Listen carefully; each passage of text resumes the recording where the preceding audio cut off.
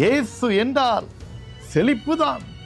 இயேசு ஒரு மனிதனுடைய வாழ்க்கையில இருக்கும்போது ஆண்டவர் நமக்கு ஒரு பிராஸ்பரிட்டியை தருகிறார், செழிப்பை தருகிறார்.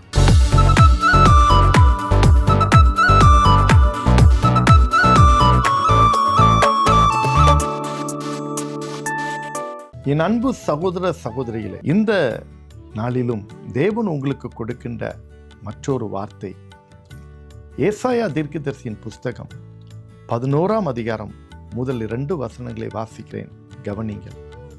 Isaiah chapter 11 versus 1 and 2. ஈசா என்னும் அடிமரத்திலிருந்து ஒரு துளிர் தோன்றி அவன் வேர்களிலிருந்து ஒரு கிளை எழும்பி செழிக்கும். ஞானத்தையும் உணர்வையும் அருளும் ஆவியும், ஆலோசனையையும் பலனையும் அருளும் ஆவியும், அறிவையும் கர்த்தருக்கு பயப்படுகிற பயத்தையும் அருளும் ஆவியும் ஆகிய கர்த்தருடைய ஆவியானவர் அவர் மேல் தங்கி இருப்பார். என்ன சொல்லப்போனா ரெஸ்ட் அப்பான், தங்கி இருப்பார், பொழிந்தருள்வார்.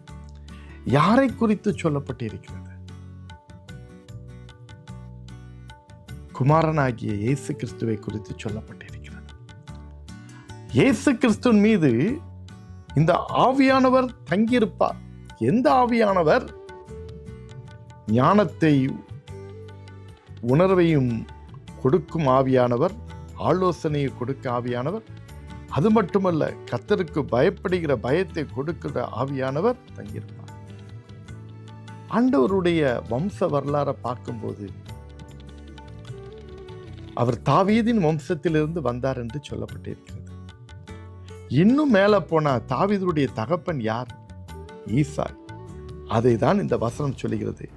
ஈசா என்னும் அடிமரத்திலிருந்து ஒரு துளிர் தோன்றி அது வேர்களிலிருந்து ஒரு கிளை எழும்பி செழிக்கும். செழிக்கும். இயேசு என்றால் செழிப்புதான். இயேசு ஒரு மனிதனுடைய வாழ்க்கையில இருக்கும்போது ஆண்டவர் நமக்கு ஒரு பிராஸ்பரிட்டியை தருகிறார், செழிப்பை தருகிறார். இன்னைக்கு பிராஸ்பரிட்டி காஸ்பல், செழிப்பு உபதேசம், பிராஸ்பரிட்டி டீச்சிங். ஆண்டவர் உன்னை ஆசீர்வதிப்பார், ஆசீர்வதிப்பார், ஆசீர்வதிப்பார். Yes, he will bless with conditions. நிபந்தனைகள் இல்லாமல் இவர் நம்மை ஆசீர்வதிக்க முடியாது.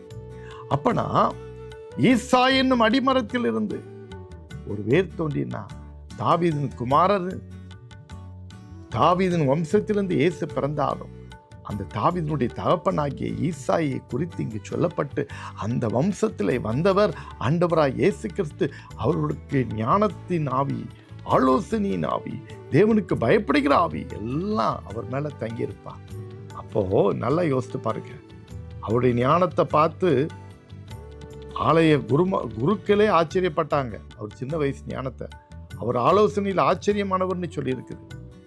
அப்போ இந்த ஆவியானவர் ஆண்டவராகிய இயேசு கிறிஸ்து மேல இருந்தார். அப்ப இவர் நமக்குள்ள வரும்போது நமக்கும் அந்த ஞானத்தை தருகிறார், நமக்கும் அந்த ஆலோசனை தருகிறார், நமக்கும் தேவனுக்கு பயப்படுகிற பயத்தை தந்து வாழ்ந்திருக்க, சுகித்திருக்க பண்ணுகிறார்.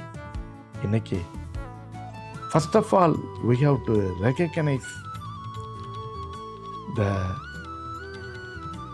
genealogy of the Lord Jesus Christ. அதுதான் வம்ச வரலாறு.